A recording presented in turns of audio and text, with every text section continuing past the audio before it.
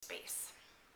If you haven't guessed already, I live in Italy, and I live in the southern part of Italy on the coast of Cilento, which is at the very bottom of the Amalfi Coast. So it looks a lot like the Amalfi Coast, but it's not quite so it's not so cliffy. There's lots of behind me. There are small mountains and hills, and in front of me is the sea.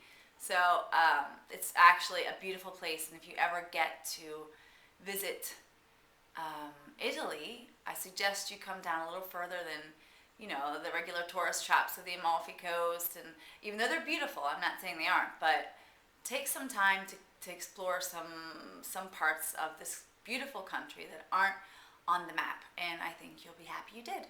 So it's la Costiera Cilentana in Italian, and in English the Cilento Coast or the Cilento Coast, if you look at it like that. Okay, so I wanted to show you that this is the product of our harvest this year. This is some wine that my father-in-law made with his very own hands, and I think, if I'm not mistaken, it's a mix of, they call this black wine in Italy, not red wine, they call it black, and it is dark. It's dark, I don't know if you can see, it's a real dark purple color, but they actually call it black.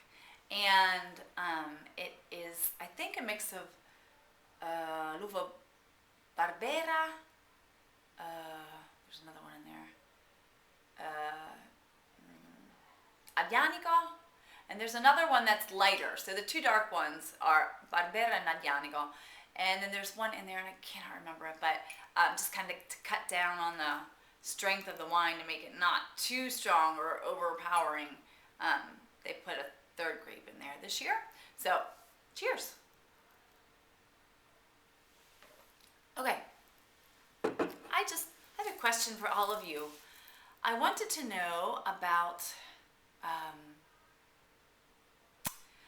I guess I want to know about how important it is for you in your life to follow your instincts, your impulses, even sometimes your impulses, to take chances and risks, and to be ready to spontaneously switch plans or be ready to take a different direction in a moment's notice.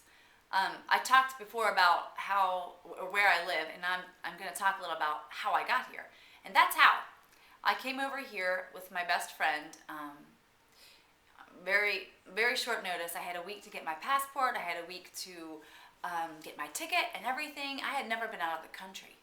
I grew up in Ohio, and I came here, and we were in a youth hostel in Rome, and it was kind of gross. It was stinky, and I just thought, ugh, I don't want to stay in this hostel anymore. I want to go see something. I want to get out of here. We'll find something else, we can come back to Rome for the end of the week. I think it was Easter weekend. We can come back to Rome for the end of the week and see Rome then. But let's go see some things no one's seen or that very few people have. Let's just take an adventure.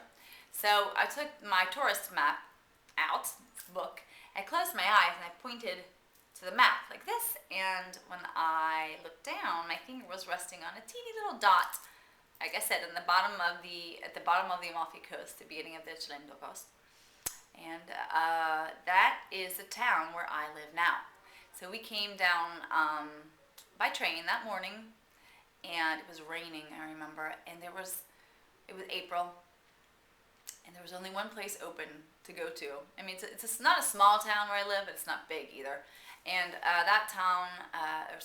that evening we just got a ride from the cook, I think, of the restaurant of the hotel we were staying in, and he took, because there aren't even taxis here, and he took us to this place in front of me called Tre Conchiglie, which means 3 shells, and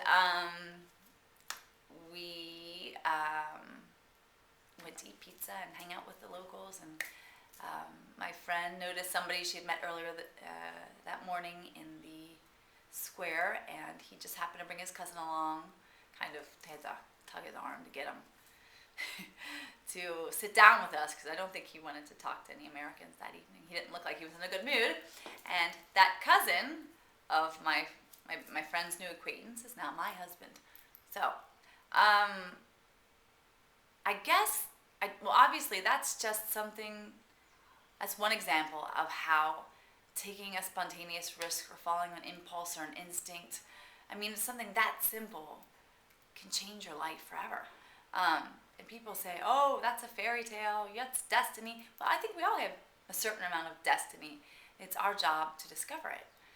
But if we're not willing to take risks and do something different and just kind of be led by spirit, and that's what I think Charlie from Charlie Says Go, her intro is really neat to me, because it talks about how she's really spirit led, or how she's spirited, and that to me that says a lot. It means you're being led by your spirit. You're being led by, your guides. You're being led by whoever and whatever it is that wants you to get to a happy place. And if you listen, you can get there with very few complications sometimes. I mean, who would have said, 11 years ago that I would have left my job, said goodbye to my family, packed up bags, and moved to a country an ocean away, in a smaller town, in a culture and a language that I had never ever experienced before, and now it's home to me.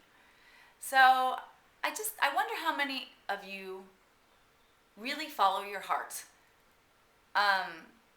There was a period of time in which I didn't, and I suffered, but I thought, nobody else seems to be doing what I'm doing. Nobody else cares about, feeling passionate about something or doing something because they just feel like doing it. They just want to do it. Everybody else, they do this. They go to work, they come home, their lives are very predictable, and that's what I should be doing. I should be making a lot of money. I should have an important job. I should be having the 2.5 kids, in 5 years. But that's not me. And I just wonder how many others have recognized themselves in that same situation. And have you made a spontaneous choice that I would call a spirited choice that's led you to a destination in your life that you wouldn't have reached if you hadn't have had the courage and the inspiration to do so? So that's my 2 bits for today. I've got to go pick up my kid. So cheers, salute, and I hope to see you again soon. Bye.